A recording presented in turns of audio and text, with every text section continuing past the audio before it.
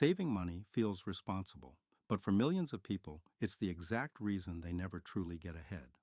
Let me tell you a story that might sound familiar. Imagine someone who does everything right. They work hard. They avoid unnecessary spending.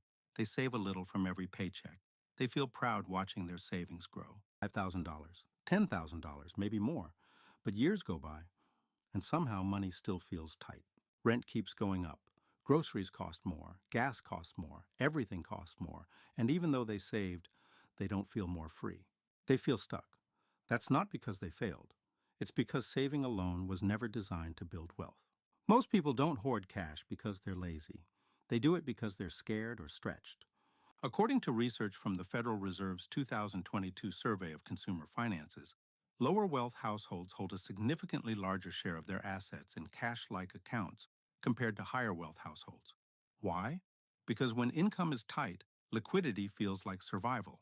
The Consumer Financial Protection Bureau also found that having emergency savings strongly improves financial well-being. So holding cash isn't irrational, it's protective. It's important to note that even more recent research continues to support these mindsets and behaviors today. But here's the problem. The FINRA National Financial Capability Study shows that many non-investors avoid the market due to fear of loss, lack of knowledge, or income constraints. Fear plus uncertainty equals inaction, and over time, too much cash means missed growth.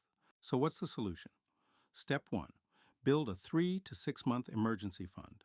Step 2. Automate small investments into diversified long-term assets. Step 3. Increase contributions as confidence and stability grow.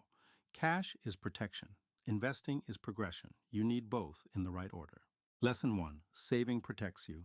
It doesn't grow you. Saving money is important. Let's be clear about that. Savings protect you from emergencies, car repairs, medical bills, unexpected job loss. But protection is not the same as progress. Think of saving like a seatbelt. It keeps you safe, but it doesn't move the car forward. If all your money sits in a savings account, it stays in one place. It doesn't grow. It doesn't work. It just waits. And while your money waits, life gets more expensive. Saving is defense. Defense is necessary, but defense alone never wins championships. Lesson 2. Inflation quietly shrinks your money. Here's something most people were never taught in school. Money loses value over time. That's called inflation. If prices rise just a few percent every year, the money you saved slowly buys less and less. For example, today, $100 might cover groceries for a week. A few years from now, that same $100 might only cover a few days. Your savings balance may look the same, but its purchasing power is shrinking. So even though you're doing the right thing, you feel like you're running in place, or worse, falling behind. According to the Federal Reserve's 2025 report on household well-being, the average American could cover only about 3 months of expenses from savings alone, and that number hasn't grown much over the past few years. That means more than 40% of households don't have adequate financial buffers. But even for those who do have savings, most of that money sits in low-interest checking or savings accounts that barely keep up with inflation. If inflation averages just 3% per year, money that sits idle loses nearly 25% of its purchasing power over a decade. That $10 your grandparents tucked away in a piggy bank? Today it might barely buy half of what it used to, and that's why doing nothing with your money is also a choice that effectively shrinks your wealth over time. Let's use a chart to visually bring home the point on the adverse impact of inflation on your future purchasing power. As you can see here, if you start with $10,000 in a savings account earning just 0.5%, after 10 years it barely grows to about $10,500. But inflation at just 3% tells a different story. That same $10,000, in terms of purchasing power, effectively drops to around $7,400. So even though your account balance goes up slightly, your buying power is going down significantly. That's the hidden cost of leaving money idle. So here's the shift. 1. Keep enough cash for true emergencies. That's your safety foundation. 2.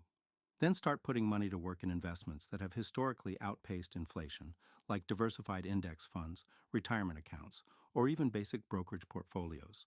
This way, your money stands a real chance of growing over time, not just sitting there losing value, because inflation isn't the only quiet thief. Inaction is too. Lesson 3. You can't save your way to wealth. There's a limit to how much you can cut. you still need food, housing, transportation, basic quality of life. At some point, there's nothing left to trim, but there is no limit to growth. Wealth isn't built by how much you save. It's built by how much your money earns. That means increasing income, building assets, investing consistently, owning things that grow over time. Saving is the foundation. Growth is the house. Without growth, the house never gets built. Lesson 4. Money needs a job. Here's a simple shift that changes everything. Every dollar should have a job. Some dollars protect you, that's your emergency fund. Some dollars pay bills, but some dollars should be working for you. Working money could mean investing, building skills that increase income, starting something small that generates cash flow, funding opportunities instead of just expenses. You don't need to be rich to start. You need to be intentional. Small amounts invested consistently outperform large amounts sitting idle. The mistake most people make is stopping at saving. They never assign their money a mission. Lesson 5. The real goal is freedom, not just safety. Saving gives you safety. But safety isn't the final destination. Freedom is. Freedom means not panicking over one missed paycheck, having options, having time, having peace of mind. Safety keeps you stable. Growth gives you choices. Once you understand that, money becomes less emotional and more strategic. You stop blaming yourself and you start building systems. Lesson 6. Your habits matter more than your income. Here's where most people overlook the real issue. Money problems are rarely math problems. They're behavior problems.